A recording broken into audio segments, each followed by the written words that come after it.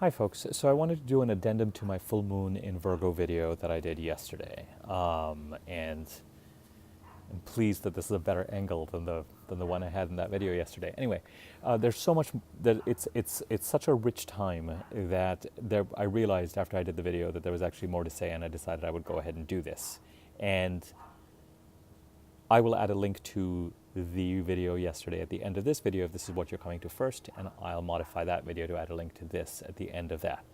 So I'm going to let you take a look at that video for all the other themes that I referenced yesterday. But there were a couple of other things I wanted to mention as far as this particular full moon is concerned. First and foremost, the full moon tends to illuminate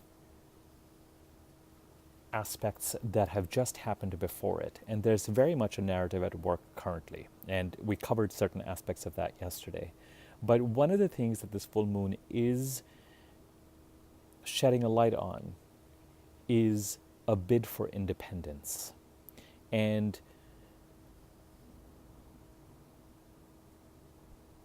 I think it's important in the middle of some of the murkiness we referenced yesterday and the themes of financial and relationship sobriety and soberness and seriousness and discipline that we mentioned yesterday, to also not miss truly any ideas or thoughts or inspirations that came to us 48 to 72 hours before that full moon that gave us some clues or inspirations or breakthroughs or insights or epiphanies into something that could give us a greater sense of independence and freedom. Some of this could be enlivening.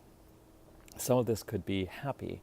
And some of this could be independence that is tinged with a certain amount of sadness because someone or someones need to be left behind.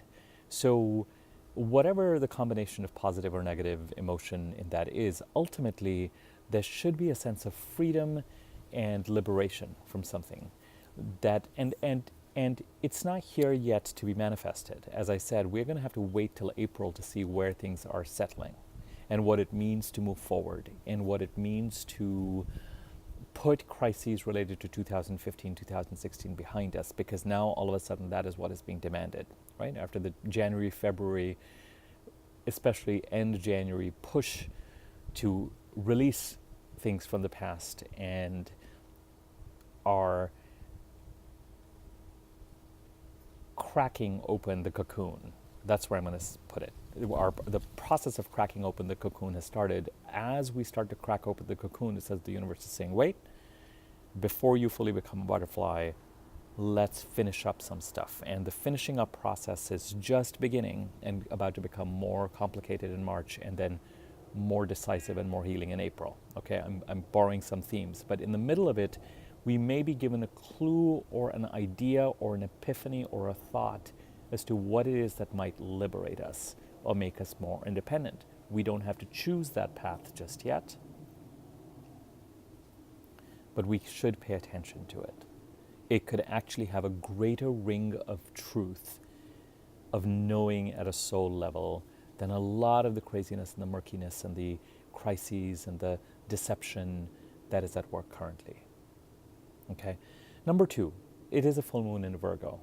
And even though we touched on the theme of financial and relationship sobriety and soberness and discipline yesterday with the Venus-Capricorn conjunction, it is worth mentioning, I think, that it could very well be that the full moon in Virgo is pressing us or has pressed us and is bringing to light a sense of importance and urgency with regard to our own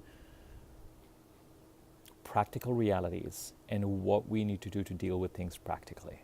It could be financial, it could be relationship, it could be some aspect of your life where you've kind of maybe become too Piscean, maybe let things go a little too much, maybe let go of the balloon, maybe let go of reality, maybe we're too much in a dream state about something, maybe we're wishing and hoping. And with the Virgo full moon, if you've had a moment in the last 72 hours or so that has gone, okay, enough is enough.